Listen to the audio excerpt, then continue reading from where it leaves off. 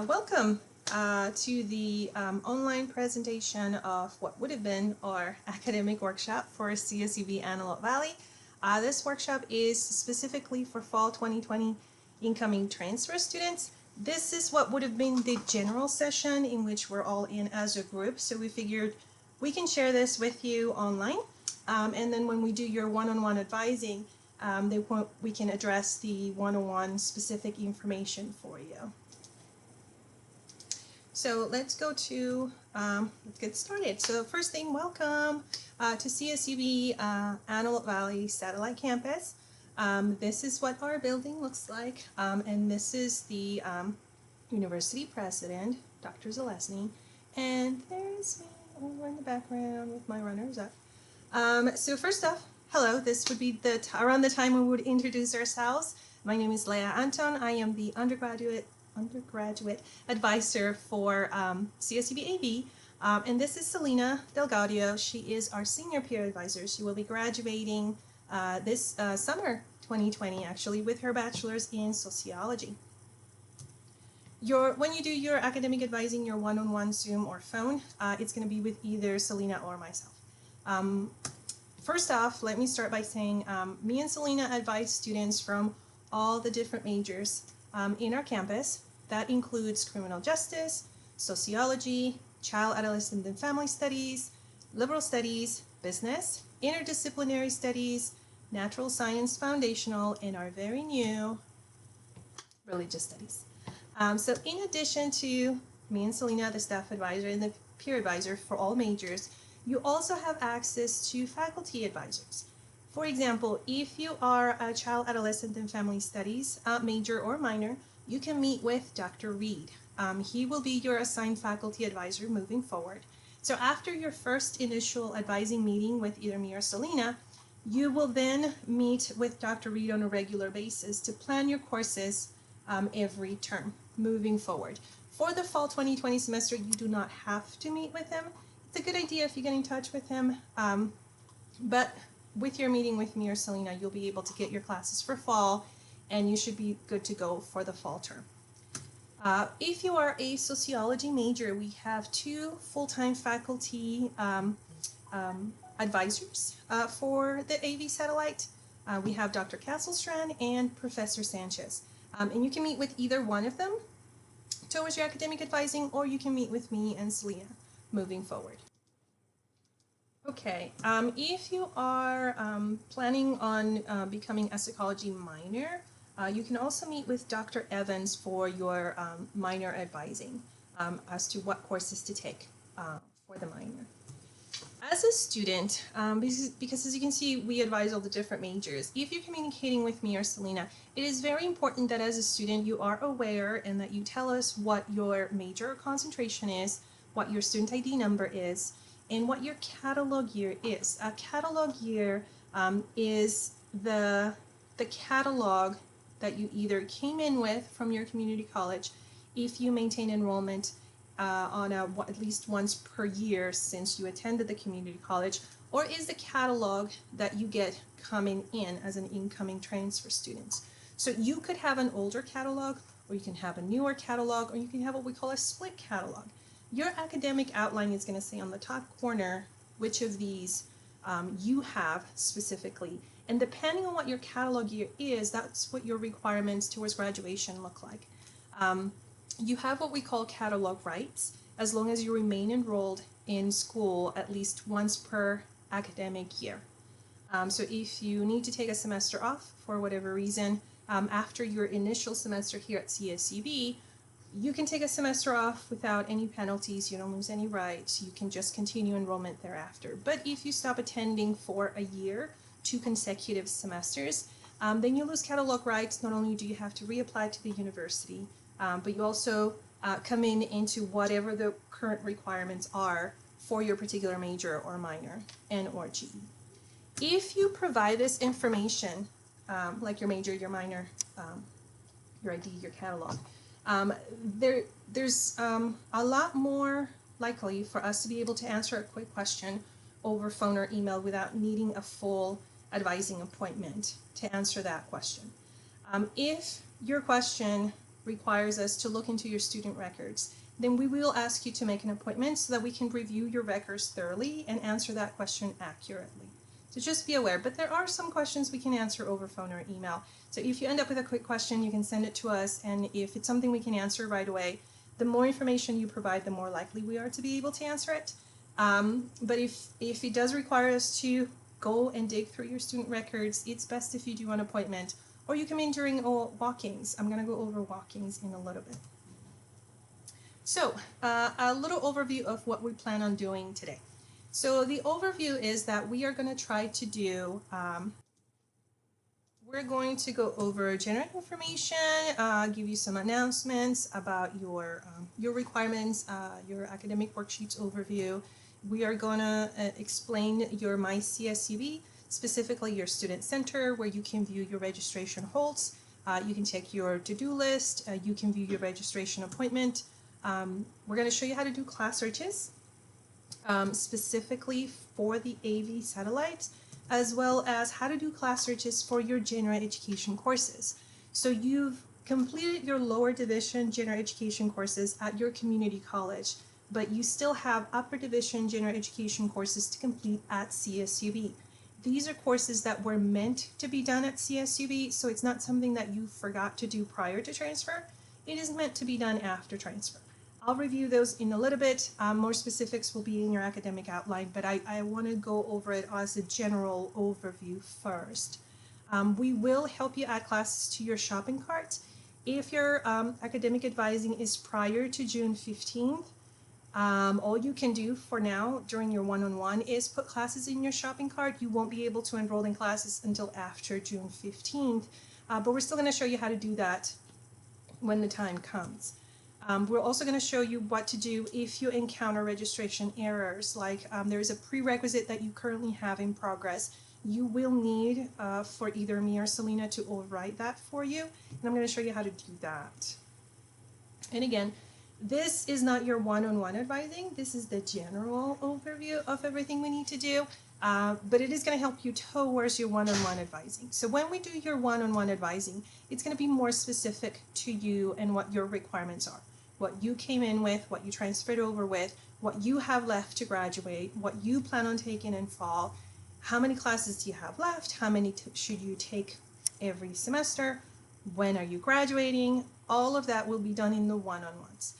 This is your foundation as far as the information is concerned. And then when we do the one-on-ones, we're going to go over more specifics. Okay. But if anything we go through in here in the overview that doesn't make sense, please write it down. Write down any questions you have as we go through the general information so that we can address it when we do the one-on-one. So this is a little bit of a snapshot just to show you what we at CSUB AV look like for the spring 2020 semester. We currently have 578 students enrolled. This is our typical population. It's usually about 550, 570. We had 76 brand new students for this spring semester, and we have 113 graduating between spring and summer. So these 113 students are not going to be here by the time you start in fall, but we basically have 100 and some coming for the fall semester, so it kind of evens out that way. We have 36% of our student populations have a 3.5 GPA or higher. 6% of our student population are on academic probation, which means that your CSUB or your overall GPA have fallen below a 2.0, and then the rest of our students are somewhere in between. Most of our students are enrolled full-time, about 65% of them, but we do have students enrolled in 6 units or less, and that's about 18% of our population, and then there's some in between. Some of them have 9 units, some of them have 10 units, 11 units. How many units you choose to enroll in will be up to you. We are here to guide you through that, but ultimately it is your choice as to how many courses you enrolled in per semester. The general recommendation is that you enroll in a similar number of classes than what you've been doing in the last year or so. So if you've been taking about 2 classes per term, then we're going to recommend that you enroll in 2 classes for fall. If you've been enrolled in full-time, we're going to recommend that you enroll in full-time. For your very first semester, we want to play it safe. We don't want you to overdo it on your very first semester, especially because I'm going to go over GPAs in a minute. We don't want you to overdo it on your first semester, so we want to go with what is comfortable, what you're used to. And then if you feel a little more daring moving forward after that, then that's great. You'll have a better idea of what to expect at that point. As far as majors are concerned, this is a little breakdown of our majors. For our undergraduate student population, our biggest major is sociology. We have 120 students in that major. That is 1/5 of our student population. One of our smaller majors is interdisciplinary studies. We only have 11 students in that major, which is about 2% of our population. The reason how many students are in your major matters is because it really will determine how many courses are offered for that major and sequences for that major. So for example, we don't offer every course required in the degree every semester because we simply don't have enough students to need it every term. So a lot of courses tend to rotate. Some of them will be offered in fall, some of them will be offered in spring, and we're going to let you know when we do the one-on-ones which are which. We usually make sure we put them into your academic outline so that you use it for reference as you enroll in future terms. Because we are so small, you are not going to have too many choices for the same class. So each class tends to have one session open, and depending on how many students are in that section, they may have a second one, but most of the time we end up having one section per class. As far as courses are concerned, since we're talking about those, for the spring 2020 semester, we had 167 courses offered, with a total enrollment of 2,202.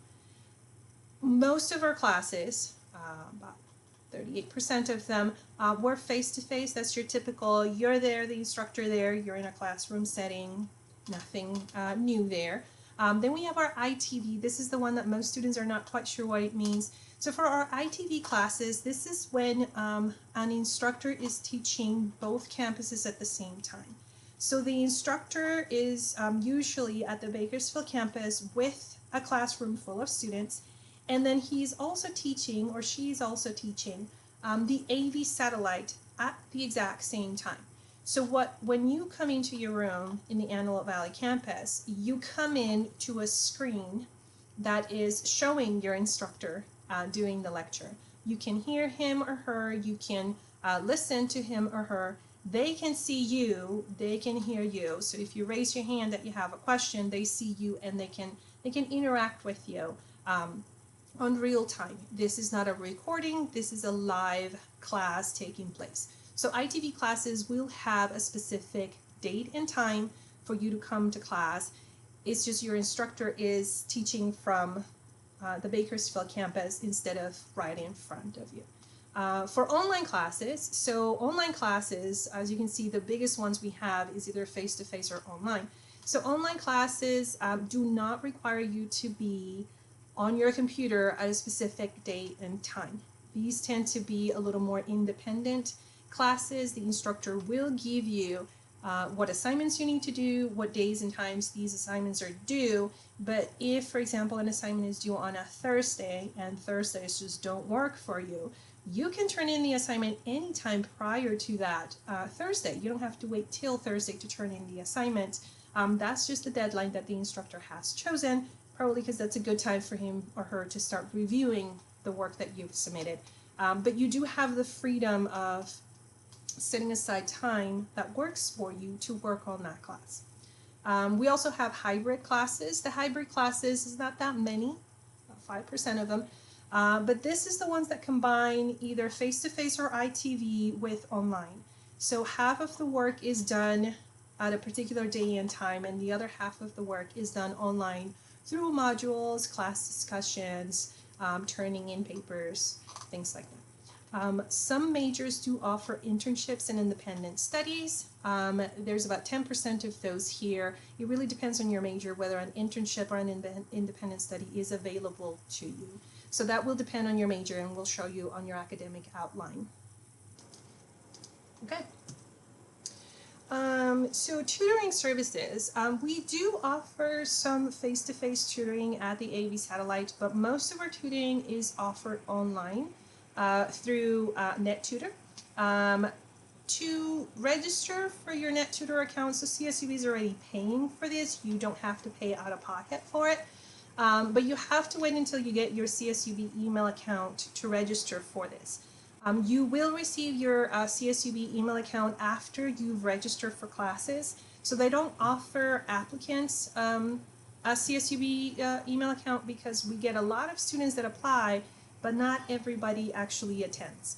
So what they do is they wait for students to enroll in classes, and then within 24 hours you get an email that says, congratulations, you're enrolled. Here's how you're going to set up your CSUB email account. So once you receive your CSUB email account, you can go straight to this address, nettutor.com/CSUBNT. Make sure that you put that on your browser.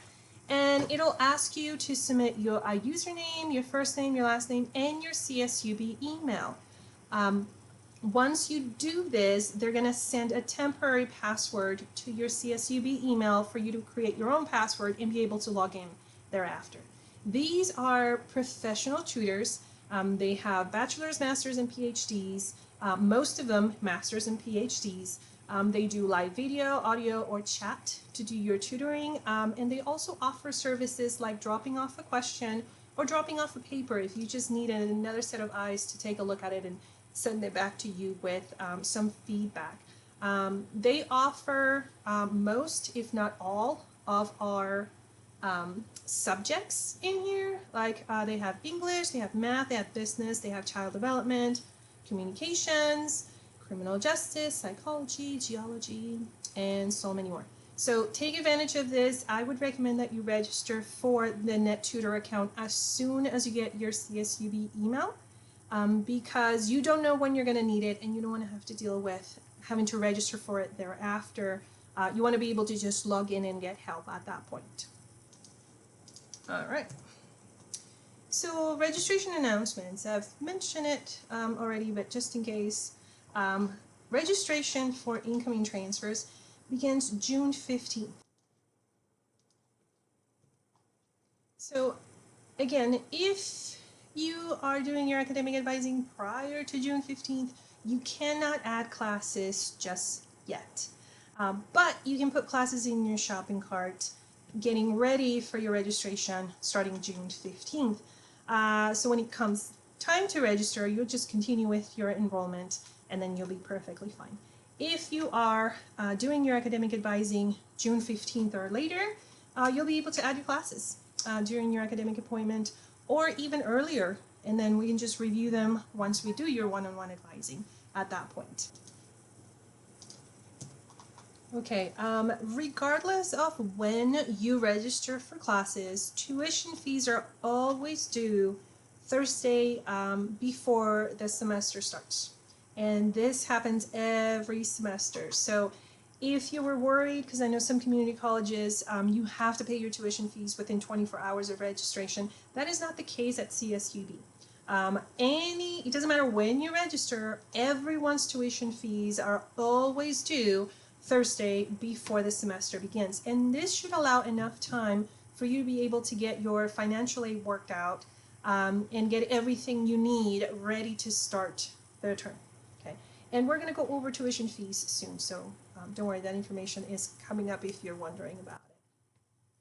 Also, during the first week of registration, for those of you doing your academic advising prior to June 15th, we will be having walk-ins, and these are quick one-on-one meetings that is on a first come, first serve basis. We have a link, a Zoom link that we post, and then you click on that link and you are placed on a waiting room for you to be able to just ask a question. So we get you in one by one, so it is private, but we will be able to address your registration questions right there and then so that you don't miss out on a class or on a seat for a class. It is not a time to go over your plan towards graduation. It's not a time to go over changing your major or updating your worksheet. It is a time to help you enroll in classes. That's the whole purpose of those. And we will provide you with the dates and times for those walk-ins. But we will be available to assist you if you end up with any registration questions or problems at that time. Ideally, we're going to deal with registration issues today, well, when we do the one-on-one, but you don't need to meet with an advisor to request an override request. So if you're enrolling in a class and it's giving you an error that you know shouldn't be there, or it's giving you an error due to a prerequisite that you currently have in progress, when the system scans for it, it can't find it completed, it can't find a grade for it. So it will prevent you from registering from that. But there is a link you can fill out and that we will process as soon as we receive it, as long as it's within business hours, that you don't necessarily need to meet with somebody to request it. So I'm going to go over how to do that one in a little bit. But today we're going to show you how to request that if and when needed. So upper division general education, graduation writing assessment, and a couple of other graduation requirements. So as I mentioned before, here at CSUB, you will have upper division general education courses to do. This is a CSU requirement, so it's not specifically to the Bakersfield campus.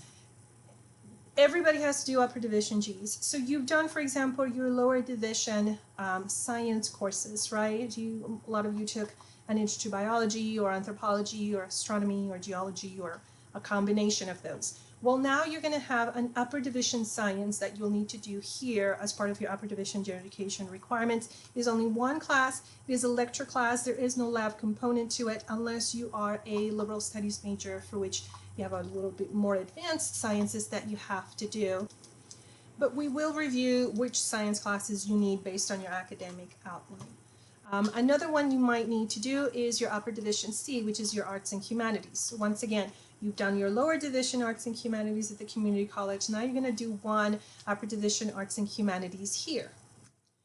Social sciences. If your major is not part of the social sciences, psychology, sociology, criminal justice, so on, you will be required to do an upper division social science class as well. So again, this is going to vary depending on your academic outline, but this is kind of an overview of all of them. The junior year diversity reflection, it's also a required upper division GE. Some majors have it incorporated into their major requirements. So we're going to let you know if there is a specific junior year diversity class you need to do, or if you can choose from the list that we're going to provide you with. And lastly, the capstone. Most majors have included the capstone requirement into their senior seminar. So you might not need an additional class. If you do need the additional class, it's usually a one-unit course that you take during your graduating semester. The graduation writing assessment, this is an upper division writing course. So just like you took your like English composition at the college level, now you're going to take an upper division writing class. This requirement can be completed or can be met by either taking a proficiency exam, in which you test out of it basically, or you take a semester class to fulfill it. If you choose to do the class, there's usually two that they offer at the CSUB AV Satellite. They are always online, so if you were hoping to avoid online, it's not going to be possible. The two classes are English 3109, which is your typical essay writing type class. It's called Modes of Writing.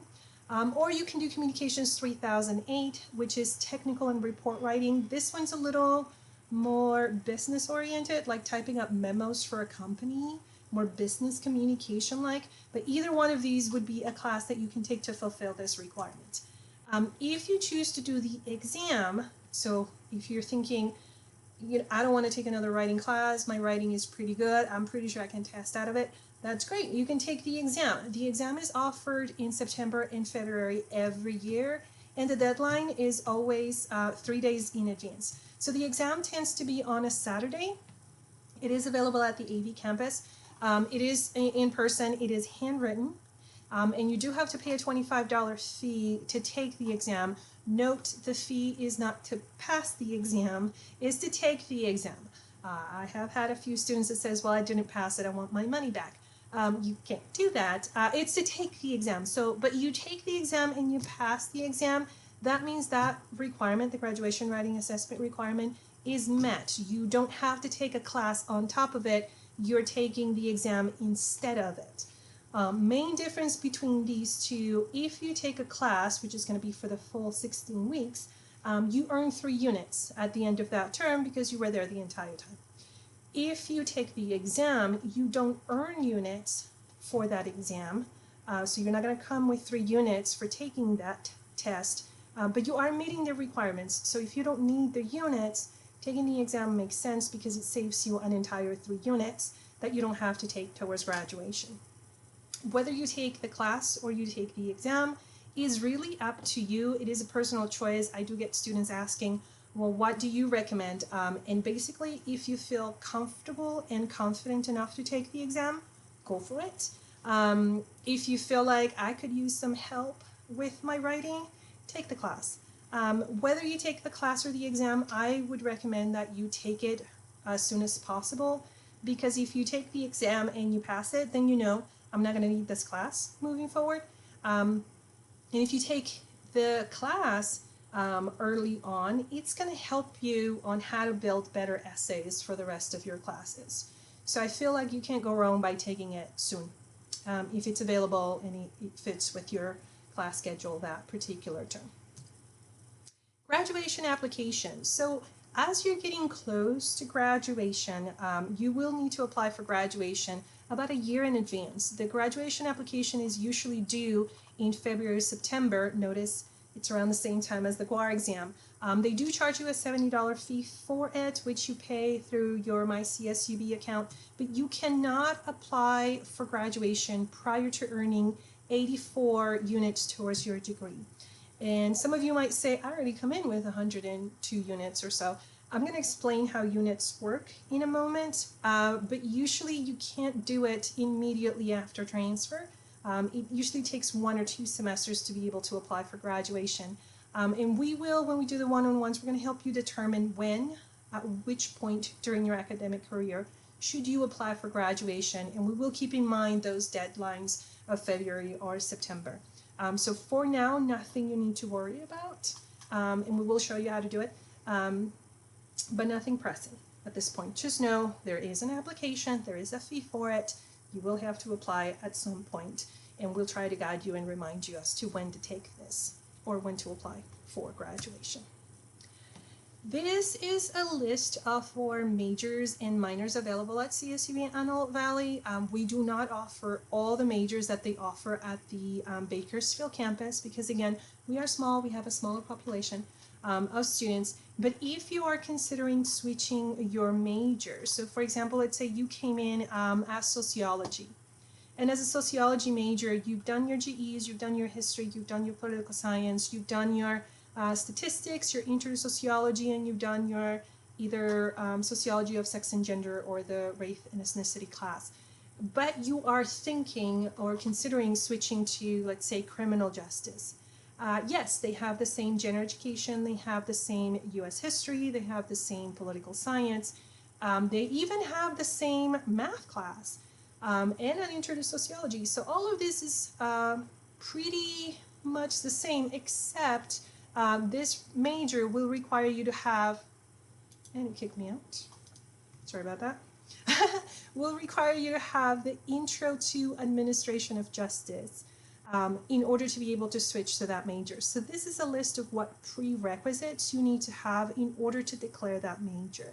So if you are considering switching your major, one, we recommend that you switch it as soon as you know that you want to switch it. And two, you won't be able to switch that major unless you meet the prerequisites for that major. So just be aware of that. This is one of the handouts we've provided to you separately. So you don't have to worry about printing out this slide or anything like that. But keep that in mind if you are considering changing your major, okay? If you're considering adding a minor, we also provide you with what prerequisite you need for that minor in order to declare that minor. Main restrictions, and I do get this question a lot, is can I major and minor in the same field? No, you cannot.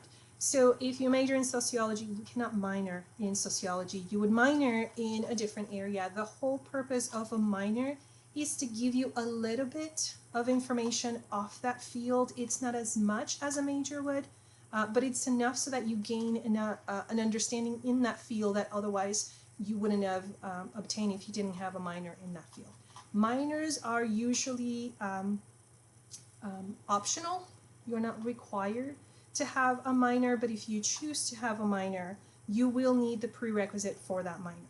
So moving forward, if you decide you want a minor in something, just realize there is a prerequisite that you'll have to meet in order to do so.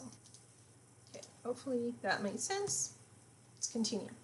So your major outline or worksheet, you should have received by now an email with either a Word or an Excel document that has a full list of what your courses are. At the community college, they kind of call these ed plans, although they are a little different, but it's what we call them here at CSUB is either your academic worksheet or your major outline. And the whole point of the worksheet or the outline is to help you keep track of your graduation requirements for that particular major or that particular minor. You can use it basically as a checklist. Okay, it's a one sheet where you can just cross off what you've done and keep track of what is coming up next. The one thing the academic outline or worksheet doesn't have is your units. And so to let you know whether you're going to need university electives or not towards graduation, we will provide you with a unit worksheet, and I'll review this in a little bit. So you should have received two attachments, your outline and your unit worksheet. If it is an Excel outline, it is actually a separate tab for the unit worksheet as opposed to two separate documents. If it is a Word outline, then you'll have also an Excel attachment for your unit worksheet. And when we do the one-on-one, we're actually going to plan every semester for the rest of your academic career so that you know what your expected graduation would be should you continue to follow that plan. In your outline, you're going to notice a couple of things. Everything that has been completed usually has the term, the units, and the grade that you received for that class. Some worksheets don't have the unit part of it, they just have the term and the grade. But you're going to see there, let's say, fall 19, got a C on this. Spring 19, got an A on this. If you see that listed in that requirement, that means you've already met that requirement. It is not something that you still need to complete. It is something that has already been done. If you have something in progress, and that means that you're enrolled in it currently, but you don't have a final grade listed for it yet, we usually put the term. So we would put, for example, spring 20, and we would put the letters IP next to it, in progress. And we try to color code it blue so it's a little more obvious. So if you see, for example, if you're taking your statistics class this semester, you might see statistics, and then it'll say spring 20 IP. And that means we're waiting for a final grade for when you submit your final transcripts towards that. But we want to be aware that you're taking that class so that we don't require you to take another course to fulfill that requirement. And this is the big one. So now what you have left. What's next? What do I need, right? We get that question all the time. Well, we try to make it a little visual and we highlight it. It's big, bright yellow, okay? So if you receive an outline and you see all this yellow stuff, that's what you still have to do to complete your degree requirements. If there is a particular term that course is recommended, remember how I mentioned there's a lot of them that are sequenced. This one's offered fall, this one's offered in spring. I would have made a note on that right next to that course. So you might say fall, you might say spring. Some of them say ASAP, which means it's offered fall or spring, but you need to take it as soon as possible. Some of them might say first term, second term, last spring. So we kind of put notes next to them so that you are aware of when you should be taking these classes. But the main idea is if we highlighted it, it's because it's important and you need it, okay?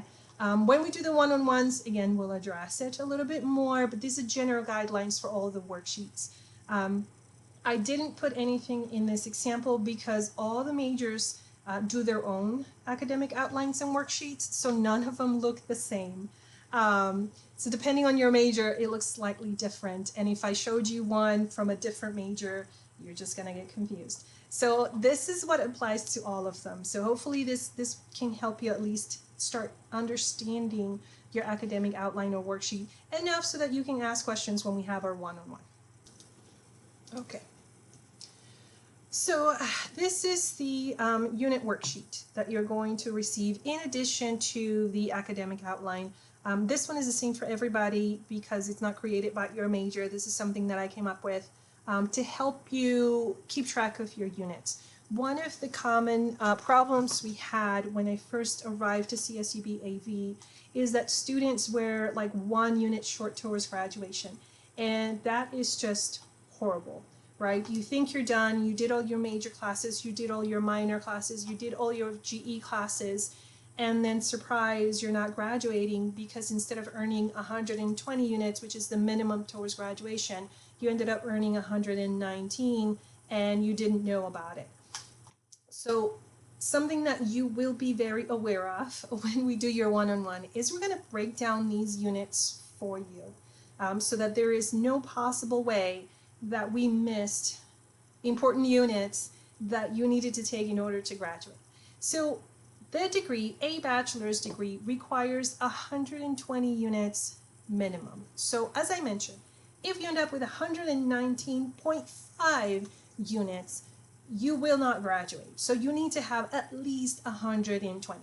If you want to have more than 120, that's fine, but the minimum is 120, so without 120, it's the issue. More than 120, not that big of a deal as far as graduation is concerned.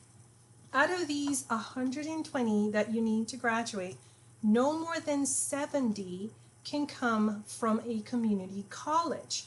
So when we give you this academic worksheet, you're going to notice here transfer units from a community college.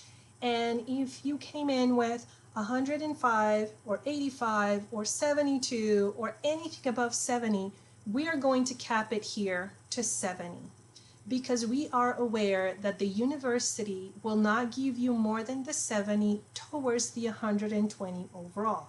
It does not mean that the classes themselves don't count. So there isn't a time where we go, oh, you reached 70 last semester, that means nothing you're taking this semester counts. The classes continue to count.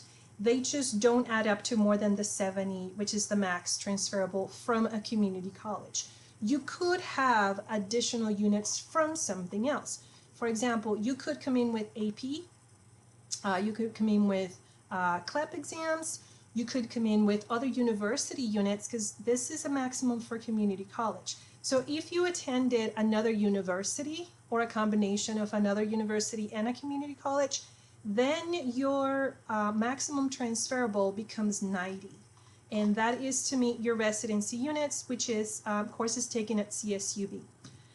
So everyone transferring, everyone coming in for next fall is going to need a minimum of 30 to 50 units at CSUB. And we will let you know, depending on your major, depending on your requirements, how many you have. If we end up with less than the 50, if you're coming from a community college, we will need what we call university electives, and we will write those down for you so that you are aware you will need electives to finish your degree so that we can reach that 120. If you don't need electives, you might still need more than 50 units, but that's based on your major classes or your GE classes or your minor classes or anything in addition to just units alone. Out of these 120 units also, 40 of them need to be upper division. Now these upper division are not in addition to the 120, they are part of the 120. So if you're coming in and you need to take 50 units at CSUB, basically 10 of them could be lower division, but 40 of them will need to be upper division. So again, not in addition to, but within those units that it needs to be 40. And the way you can tell upper division courses apart from lower division courses is that they're going to be labeled between the 3,000 and 4,000 level. So if it's 3,050, 3,097, 4050, 4001. Those are all 3000, 4000 level classes, which is junior, senior level courses. Community colleges, by definition, do not have upper division courses. If they did, they would be able to grant bachelor's degrees themselves. So what they have is the lower division courses, the 100, 200 level classes, and then you move to a four-year institution to do your 3000, 4000 level courses. And so you'll need a total of 40 for that. If you are already bringing upper division coursework from another institution, another university, you'll need to do at least 24 upper division courses here at CSUB for residency requirements. And when we talk about residency requirements, we are talking about courses taken at CSUB, not necessarily within California or anything like that. It's just CSUB. And this is a statewide CSU requirement. Every CSU requires at least 30 units to be taken at that institution in order to get your diploma.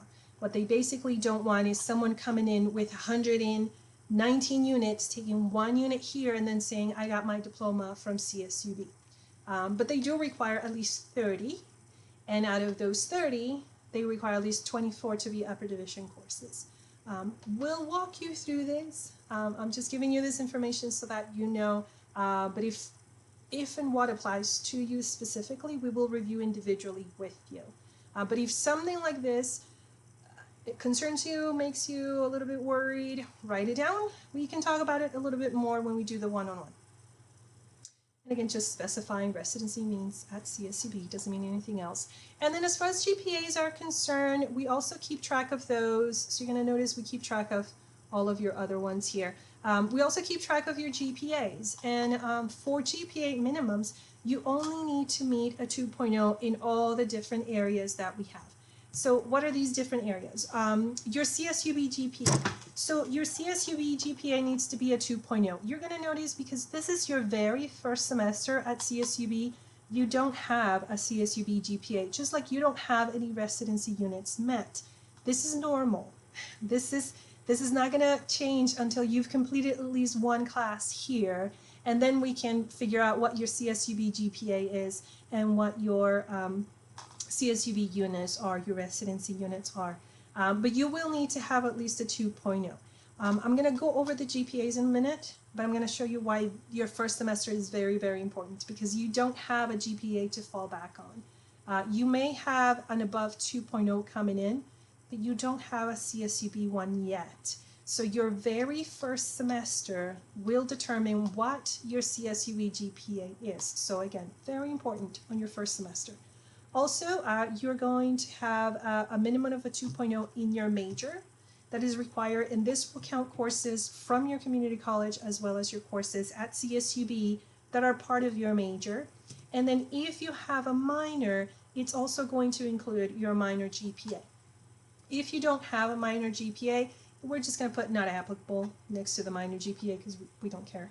And then the last one is your overall GPA, which again, you should already have one. Right now it's just your transfer GPA.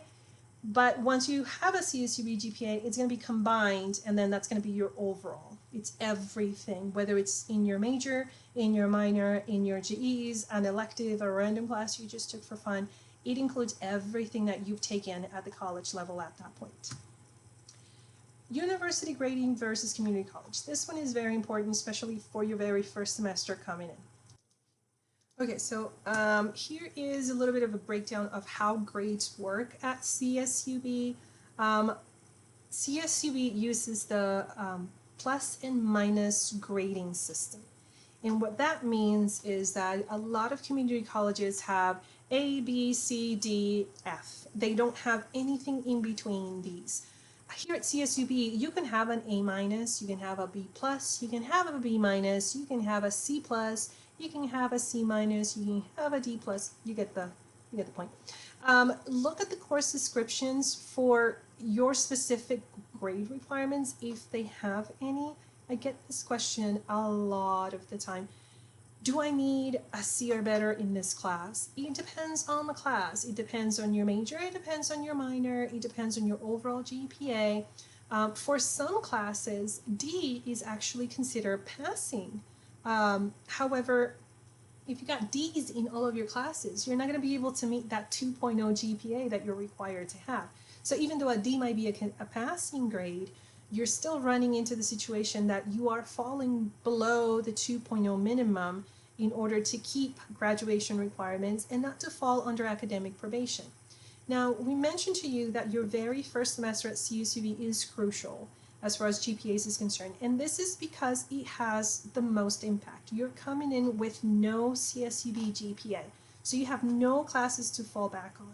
So let's say on your very first semester you take 4 classes, and that you pass your classes with a C, a C, a C, and a C minus. Because that C minus, if you look over here, your C minus, where's my mouse? Right here. A C minus, it's below a 2.0. You are now placed on academic probation because of that one semester, that very first semester at CSUB. And what that means is that even though you might be coming with a 2.7, a 2.5 from your community college, now you're on probation mainly because your CSUB didn't have a buffer for that C minus somewhere else. So it's very, very important that on your first semester you take a number of classes that you're comfortable with and that you feel confident that you'll get C's or higher in, not C minus or higher. So taking in account that plus or minus grading that goes on at CSUB, and this is usually the case for CSUs across. Credit, no credit classes, there's a few electives that you can take as credit, no credit. These don't affect your GPA. These tend to be like classes like some internships do the pass or failing, or some electives. Most of the time for your very first semester, you're not going to deal with credit, no credit classes. You're going to deal with graded classes. So again, keep in mind the grading. Each instructor will provide you a syllabus as to how they calculate your percentage for a grade and what your grade would be depending on that percentage. So take a look at those as well. Final transcripts. So this is a general announcement about final transcripts. So you have already submitted transcripts to the university, but there are grades that are pending on those transcripts, and that's for your current semester, your spring 2020 semester. You need to submit final transcripts. That means there's no incomplete and no pending grades, no later than July 15th. Okay.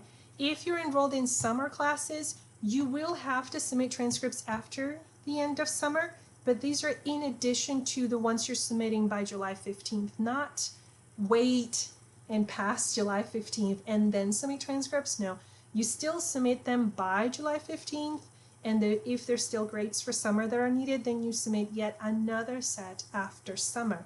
If you failed to submit your final transcripts by July 15th, they will put a hold in your account, and it is possible, hopefully not likely, but it is possible for them to withdraw your admission because you failed to submit transcripts.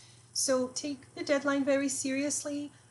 If because of the closure of community colleges, they postpone this date, they will let you know. So keep an eye on your email to make sure that you review it. But as of right now, the deadline is July 15th to submit your final transcripts. So please, please, please submit those as soon as possible. Registration for the spring 2021 semester will begin in October, so we will be doing academic advising at that point towards enrollment for spring. As of right now, the main concern is transcripts due July 15th. Okay. Make sure that you do request your full GE certification to be awarded on your transcripts. This is usually something, a little box that you check for them to include it as part of your official transcripts. So just make sure that you check that box in order to get your GE certification to us. CSUB AV does require a full GE certification because the GE plans from the community colleges don't necessarily align with the GE requirements at the CSUs. So requesting your GE certification guarantees that we're not going to ask you for additional lower division GE classes. We're going to take whatever the community college prescribed for you to take, and then we'll say your lower division GEs are done without question. So make sure you do that. That is very important. Another thing that is extremely important and that I don't want anyone to forget, so please make a note. please. And I have it, that's why I have it flashing in there. As a fall 2020 admitted applicant, you have to enroll in classes for fall to remain eligible for future terms. What does this mean? It means that if you don't enroll in classes for fall 2020, which is your semester of admission, or if you drop your classes for the fall 2020 semester and you want to come in later on, let's say something happened and you weren't able to take classes for whatever reason, whether it's personal reasons, financial reasons, whatever the case may be, you will have to reapply to CSUB to enroll in a future term. You're not going to be able to just say, oh, I couldn't come in fall, so I'm just going to come in spring, and not a big deal. It is a big deal because if you don't enroll in classes, you're not eligible to continue your enrollment. If you do enroll in classes, you're fine. Your admission is not taken away or anything like that. But if you don't enroll, that becomes an issue because you are basically declining your admission to CSUB, and CSUB just assumes you went somewhere else. And so by the time the next semester comes along, you don't have a registration date, you're not eligible to enroll in classes, and you can't apply that late because by then it's too late to apply. For the spring 2021 semester, the application period is August, just August 1st through the 31st. So you would have missed it by then. So if for any reason you need to drop your classes for fall 2020, reach out if you have questions on how this works. But basically, if you don't enroll, you're not eligible to enroll in future terms. So talk to one of us if you don't understand how this works, if you have questions about this, but it's very, very, very important. Students you can lose your catalog rights if you don't enroll. So again, ask if you're not sure what this means, but basically enroll for the semester that you got admitted for to avoid having to reapply to get admitted again. Okay. Tuition fees. So how tuition fees work? This is a very common question, so I want to address it moving forward. Now this is the tuition fee guide for the 1920 academic year because they haven't released the 2021 academic year yet. So it's going to be slightly different, but for the most part, it should be about the same. The way that tuition fees work is you don't pay per unit that you're enrolled in, you pay per chunks of units. And what this means is if you enrolled in more than 6 units, for example, your total fees for the academic year are $7,422. And again, these may vary a little bit for the 2021 year. We will provide you with this handout as they come out. So if you're having your academic advising after the new one came out, you're going to get the new one. The tuition fees, they give you the year amount, not because you have to pay for the full year in advance, is because when they provide you with, for example, your financial aid awards, they give you the entire amount for the year, so then you can calculate if you're going to have enough for each term. The tuition fees for the term are divided in there, and it tells you there that is $3,711 per term. So you pay depending on that semester and how many units you enrolled in for that semester. If you enrolled in 6 units or less, your tuition fee for the year is $5,010, which breaks it down if you cut it in half. For the fall semester, it's going to be $2,505. And I know I highlighted the spring semester, but it's the same for fall because they just cut it in half. But again, you're not paying per units. You are paying per block of units. So anything above 6 units, whether it's 7 or 17 units, it's the same tuition fee. It doesn't change. So if you're enrolled, let's say, in 15 units, and then you decide, you know what, 15 units is too much, I'm going to drop to 12, you're not getting any type of refund because the tuition fee is the same. But if you do it backwards, if you are enrolled in 6 units, and then you decide, you know, I'm going to add a third class, which puts you to 9 units, now you're on the higher than 6 brackets, and now your tuition fee just went over $1,200 because of that. So it is a big difference. If you are planning or you're considering doing part-time financially, it makes sense to do 6 units or less, but you will still get more aid, financial aid, if you enrolled in like 9 units versus 6. So if your concern is regarding financial aid, I would recommend that you talk to your financial aid advisor as to how your enrollment affects your financial aid. When they provide you with financial aid awards, whether it's grants or loans, they always give you the full academic amount, and they always give it to you with the idea that you will enroll full-time. So if, for example, your grants and awards and loans all add up to like $8,000 for the academic year, and you're like, well, it's going to cover me for the whole year, but you're only enrolled in 9 units each term, they're gonna prorate that total amount towards less than full-time enrollment. So you're not going to get that full award unless you enrolled in a full-time status for both semesters. And again, you can talk to your financial aid counselor for specifics on that, but hopefully the breakdown of the tuition fees makes sense. The financial aid application period is always the same because it's not specific to CSUB. So your FAFSA application, it's still the same website as before, and the application period is always October 1st through March 2nd. So you'll be able to apply for the 21-22 academic year starting in October this year. So keep that in mind. We have our student federal code in the handout that we're providing you with, and we'll kind of give you a little bit of steps of what to expect when you can hear back from your financial aid.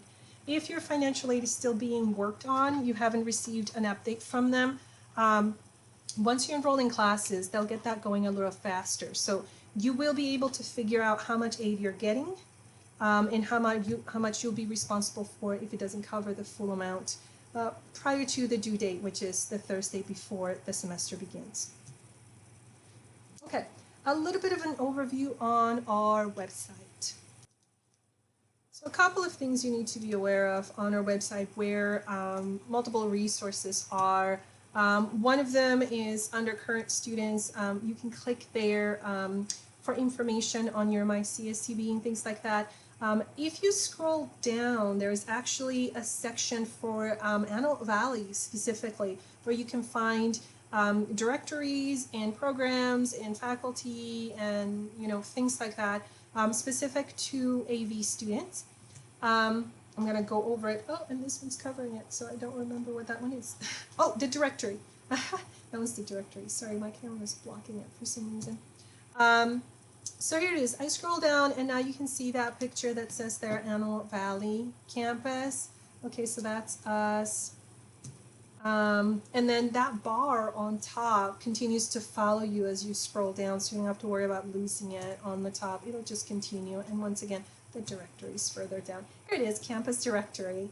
So the campus directory does provide you with contact information for faculty and staff, both at the AV campus and at the Bakersfield campus. So if you're taking, for example, an online class and you need to contact the instructor, you can just use the campus directory to find out their contact information. During this time that we are a virtual campus, most faculty and staff are using email as their primary source of communication. Our office actually does have the live phone installed on our computer, so it is the 661-952-5010. But for the most part, email is your best choice right now to contact faculty or staff. And again, the current students one, we're going to go back to it. It's still following us towards as we scroll down. And then now Antelope Valley is it's out of sight, but if you scroll back up, you can still see it there. So when you click on current students, you have access to more information here, like your student portal. You have, I keep blocking things. Don't remember what that one is. Oh, campus catalog is right there. Your email in myCSUB is under the 3 bars, so that's going to be the one that we're going to be using first. I'm going to show you right now. So when you click on those 3 lines, it offers you this view right here, in which you can see the myCSUB, so that you can use your portal. Your CSUB email is going to be listed there too. The login information is going to be the same as your myCSUB, but once again, they're not going to give you your CSUB ID, your CSUB email until after you're enrolled in classes. Okay, so prior to June 15th, you're going to continue to use whatever email you gave us and whatever email we've been using to contact you, whether it's your Yahoo or your Gmail or your live.com. And then once you get your CSUB email, we now have to use your CSUB email moving forward. And that's going to be your official form of communication. The university sends you emails through there. Your faculty sends you emails to there. The advisors send you emails through there. So checking your CSUB email is going to become very, very important for you. So once again, we're going to go into the portal because I'm going to show you how you can do the search for classes.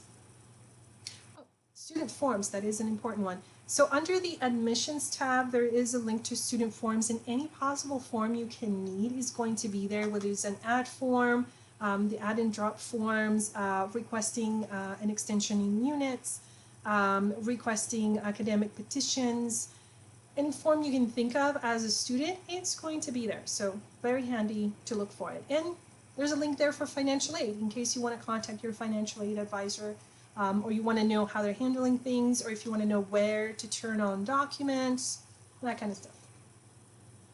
And there's going to be the link for the updated tuition fees. If you didn't get the updated one because it wasn't posted by now, you can go here and then get it on your own. So student portal is we're going to be going next because I want to do an overview of that. So the first thing you're going to need is you're going to need your net ID, and you're going to need to set up a password. If you haven't already set this up, you are going to have to click on the need help button to see how you can request it. So your net ID is usually your first initial with your last name, and there's usually a number next to it depending on how many students have your first initial and your last name. If you haven't, like I said, set it up, you're going to need to click on need help, and they help you. It says there, is this your first time setting it up? And then I'm going to show you how to. If you have forgotten your password, there's a password recovery through the need help link right there. And if you need a little more help, I'm going to walk you through it right now, but if you need a little help with it, they do have screenshots on how to do certain things on myCSUB, on that myCSUB guides. So right now we're going to go in, you're going to sign in. I want you to sign in as going through this video so that you can look for the information as we're doing this. So go ahead and sign in, and then you can pause now to wait for it. But the main things that you're looking at when you first sign in, this is kind of what it's going to look like. I have it a little bit zoomed in, so it might be a little smaller. But the main things we're going to look at is holds. So over here you can see a bar that says holds on it. Ideally, it'll say no holds. But this is a list of all the type of holds that you could possibly show up in here. There is a student financial services hold, which means you owe money to the university.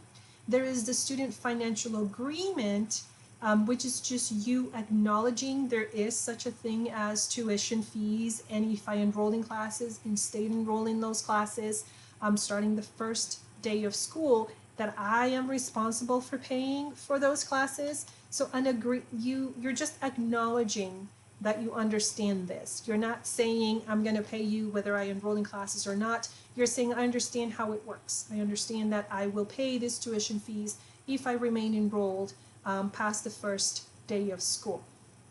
It might be an advising hold, and if that is the case, don't worry about the advising hold. We will clear that when you set up your one-on-one advising appointment. You shouldn't have a probation hold because it's your first semester. But this is where you would get a probation hold if your CSUB GPA ever falls below a 2.0, or your overall ever falls below a 2.0. To clear a probation hold, you're going to have a specific probation advisor taking care of you. Unfortunately, me and Selena will not be able to clear probation holds because it's a different type of advising that takes place. But we will clear advising holds. Judicial affairs hold, this is a online sexual harassment training that they require from you every academic year. So for some of you, you might get it twice. You might get it for fall, and then you might get it for spring because it was out of rotation or something like that. The first time you take the judicial affairs training, it usually takes like an hour and a half or so. It's very long, and they quiz you throughout, so you have to pay attention to those modules that they make you do. It supposedly it does get shorter in subsequent years. To me, it's still pretty long, but it's supposed to get shorter as you go through. And then the health services hold, you're not going to get this yet. You'll probably get it sometime in December or so. But the health services hold is for you to submit your immunization records to the university. If you do not take immunizations due to personal or religious beliefs, there is a waiver you can fill out and turn into the health services center so that they can clear that hold for you. So 2 ways to clear it out. 1, submit immunization records. 2, submit your waiver for the immunization records. Things that you could have on your to-do list. So this is the very next one over here. A lot of them have to deal with your financial aid. So you might be like, submit your household size, your IRS data, student income. And there's a few that have to deal with transcripts. So it'll say submit final transcripts, submit your ADT confirmation if you were earning your associate degree for transfer. Under enrollment dates, right now it should say either open enrollment or it should say June 15th. They're both the same thing. Moving forward, once you're ready to register for this spring 2021 semester, you are going to get an actual date, and then you'll have to click on details to see the actual time that you have to enroll or that you have to wait to enroll by. And those are prioritized by those graduating sooner or those who have priority registration. They get to register sooner than everybody else. But your registration will be sooner than it was for your very first semester. Usually continuing students register first and then incoming students register next. The idea behind that is continuing students have already taken some courses, so their choice of classes that they have left is fewer, whether incoming students haven't taken anything yet, so they can pretty much take anything from the required list at that point. So they have more choices on what classes they need. And if you're wondering or if you're worried that you're not going to have enough units for the fall semester, I can tell you I have helped students register during the first week of school, and we can still get them registered into full-time enrollment of classes that they need towards graduation. The later you enroll in classes, the less likely you're going to get your ideal schedule, but you're still going to be able to get enough classes to be full-time if you choose to be full-time, and enough classes that actually count towards your degree as opposed to just random classes for the sake of taking classes. We are not going to recommend classes for you that are not moving you forward with your degree. So rest assured, we will help you find the classes you need for the fall term. Okay. The advising hold, okay, it's a good reminder I have on the slides. The advising hold is placed every academic year around October. So because you're incoming now, you're going to have a hold because you're a new student. And then come October, you're going to get another hold because that's when the regular academic year advisement comes in. So this once per academic year is always in October. So before you're surprised and send me an email, I don't know why I have a hold. It's because it's October. That's basically it. Every October, you're going to get an mandatory advising hold. If you feel like you already know enough to register for spring and you don't need to come in, feel free to send me an email and I will clear that hold for you, because I know you just met with one of us a couple of months earlier, so not a big deal. But if you feel like, you know what, I need to go over this again, you might as well just meet with me or Selena to review your classes and get you enrolled in your spring term. Again, I'm highlighting that because I get that why do I have a hold question a lot. The judicial affairs hold is also going to happen every academic year, so just be aware. Once a year, you will need to take the sexual harassment training. And then I already went over registration appointments, so you're fine. Okay, basics of doing class searches, and I'm going to play you my tutorial video in a moment here on how to do the actual class search, but this is kind of like a good snapshot of what this looks like when you're doing classes. So classes offered in the Antelope Valley, the way that you get to watch those is you click on this additional search criteria, little triangle to expand a lot more choices, and then you go into location, Antelope Valley. And then that's how you can view classes offered for the AV satellite.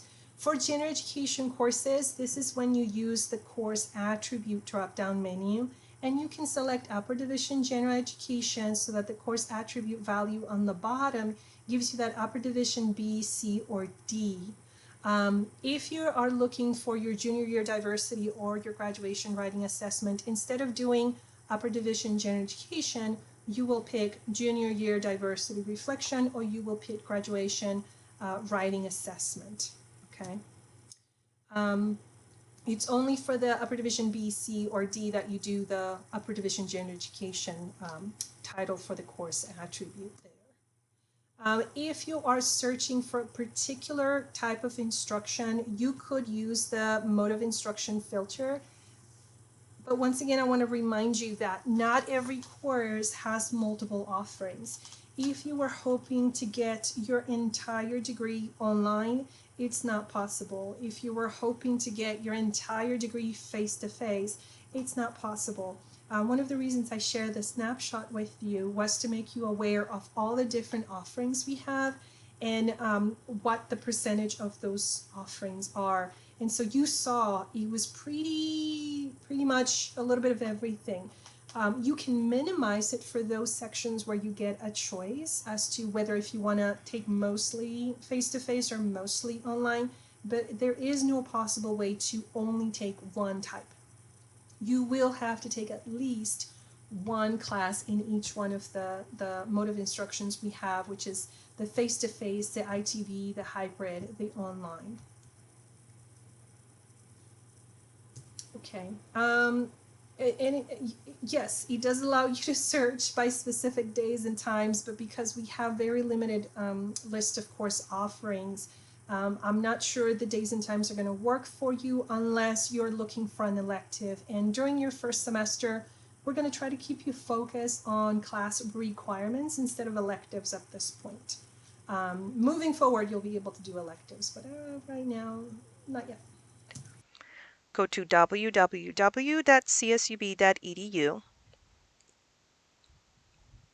Select the three lines on the top right corner and myCSUB. Log into your account using your NetID and password. Click on Enroll. Select the term. I already have a couple of courses in my shopping cart. If your shopping cart is empty, it just means you haven't added anything to it yet. You'll click on the Search button. Select the subject. Click on Additional Search Criteria and choose Location, Antelope Valley. Notice the Show Open Classes box is checked by default. If you want to see waitlisted or full classes, uncheck this before you proceed. When you do the search, classes that are in your shopping cart, and you can see those over here. I can click Show All to see everything I'm in the shopping cart. If you're already enrolled in classes, they will be listed under My Class Schedule. If you've already selected a class, there is no Select button here. That's to make sure you don't think you're adding an additional class when this class has already been selected. So we'll pick a different class over here. If the days and times listed says TBA and the room says Web Online, this is an online course. There is no face-to-face meetings. If there is a date and time, even though there is no room listed yet, this will require you to attend class during these days and these times. Classes that have dates and times in them are either face-to-face or ITV. If you want to see which of these it is, click on either of the links for that class and look at the further information here. It says instruction mode face-to-face. If it was an ITV class, it would say ITV on there. It also gives you the class capacity, total enrollment, waitlist capacity, and if there's anyone on the waitlist for it. You can either select the class under here, or if you're still looking for other classes, you can go back to the results and continue to search the rest of the classes. That may work better with your schedule as far as days and times, or whatever is required in your academic outline if you have multiple choices. I will simply pick any class here to demonstrate. This screen is simply to confirm that you pick the right class. If it is, you click Next. If this is a waitlisted class, you might want to check Waitlist if class is full before you continue. Click Next, and here is my shopping cart. Until your registration appointment becomes active, you cannot proceed to step 2. If you try that, you'll get this little warning on top. You do not have a valid enrollment appointment at this time. This is why we want to validate the classes so that we can foresee any problems you may have once your registration becomes active. To do this, you'll go to the Plan tab on the top, click on Shopping Cart again, and you will see now the Validate button right in between Delete and Enroll, which is a third option we did not have before. You'll click on any class you wish to validate, and you'll click the Validate button. When you validate classes, you'll either get green check marks on these, which means that you will not have any problem adding these, or you will see red X's, which lets you know there's going to be a potential problem with you trying to add this class. The first class, it's giving me a prerequisite error for lower division core classes for business majors. The second class, it's telling me I do not have my GE section A2 met. And the third class, it's telling me I do not have criminal justice 1108 met or permission from the instructor to add. So all 3 classes would give me an error for me because I am not an undergraduate student. Your enrollment errors would be different. You can go back to the shopping cart to gather all the information you need to fill out the enrollment error request form and submit it as soon as possible if that's the case. If you get green check marks for all of your classes, you do not need to submit this request, as your registration will go through exactly as you have it planned. Okay, so hopefully that tutorial video is helpful. You should have received the link to all of our online tutorial videos in case you need to watch them again or you need different ones. The next step is basically getting ready for your one-on-one advising appointment, which it should be coming up soon. Make sure you review your academic outline and your academic unit worksheet for your requirements, both towards course requirements as well as your overall unit requirements. Do try to do the searches for your classes and to add classes at least to your shopping cart prior to your appointment so that you can ask questions if you get stuck in any of these processes, as opposed to waiting to try them out during your appointment just to make your appointment a little more productive. We will clear holds if there is an advising hold. If you have any other holds that are not advising, please check those holds and check on the details on how to clear those holds if you're not sure how to clear those holds. Once again, watch the other tutorial videos in the YouTube channel so that we can anticipate what we can help you with. What is it that you're not understanding regarding your academic requirements moving forward? It is a good idea to write down your questions even as you watch this video or as you watch any of the tutorial videos or as you get stuck trying new things so that we can address them during your appointment. Many times, once I meet with a student, they're like, oh, I wish I had looked at it before because I don't know what I need help with. So highly recommend try any of these out. If for some reason you enrolled in a random class that you shouldn't have, when we do your appointment, we'll just gonna be like, not this one, go ahead and drop it, pick a different one. But that's the worst case scenario, that you added a class you shouldn't have, so we're just going to recommend a different one, which at that point is not that big of a deal. As opposed to having your meeting with an advisor and we're just sitting idle waiting for you to try these searches so that we can address questions or concerns that you have. So basically to make the most out of your one-on-one advising, whether it's going to be over Zoom or over the phone. Okay.